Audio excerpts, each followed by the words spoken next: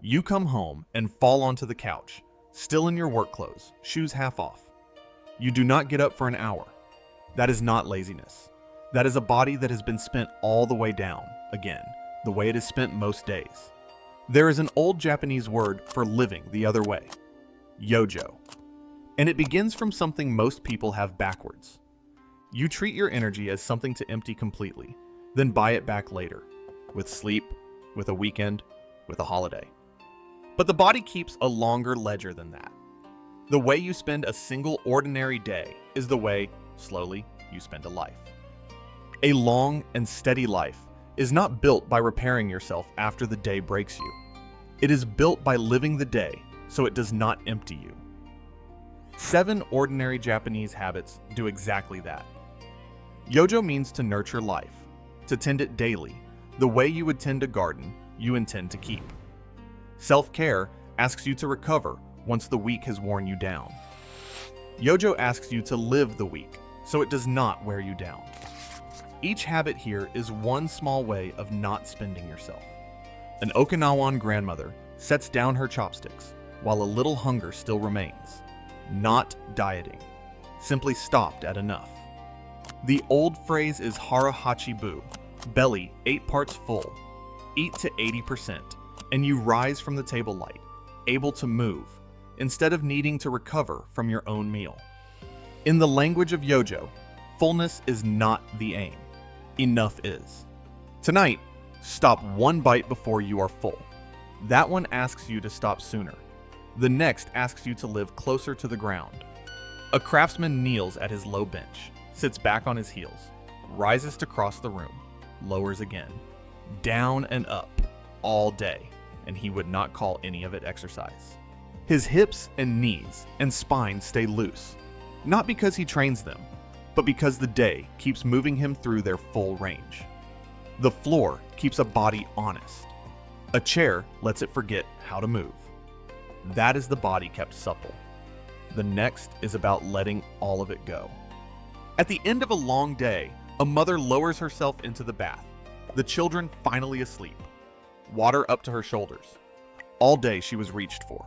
Hands, voices, small emergencies, a door that would not stay shut. Nothing in those hours was only hers. Now the heat reaches her instead. It finds the held places, the jaw, the shoulders, the breath she did not know she was guarding, and lets them go. Across Japan, the day ends like this. Not a quick rinse, but a long soak in water, hot enough to sigh in. The evening bath even has its own quiet name, the ofuro. That is how the day leaves you. The next is how the morning finds you. An old man steps outside barefoot at first light. He breathes the cold air once, lifts his arms slowly, and lets the morning find him before anything else does. The light reaches his eyes, and his body understands, without being told, that the day has started. He wakes into it, instead of being startled into it by a bright screen in a dark room. Tomorrow, before you reach for your phone, open a window. Let the light land on you first. These have one thing in common. Not one of them adds anything to your day. Each one takes something out. A little less food, a little less sitting, a little less hurry, a little less spent before sleep. Rest you take only after you have emptied yourself is not rest. It is repair. And a body kept alive on repair wears faster than one that is rarely taken to the bottom. This is what Yojo actually means. Not the cure you reach for once something breaks.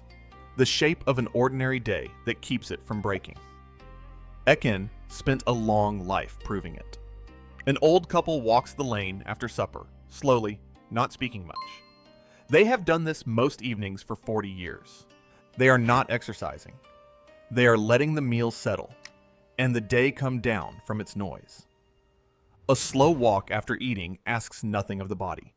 It keeps it gently moving, while everything inside finds its place. That one is easy to keep. The next asks you to give something up. In an old house, the last meal is finished, while there is still light in the sky. The bowls are washed, the kitchen goes quiet, and the body has hours of nothing to do before sleep.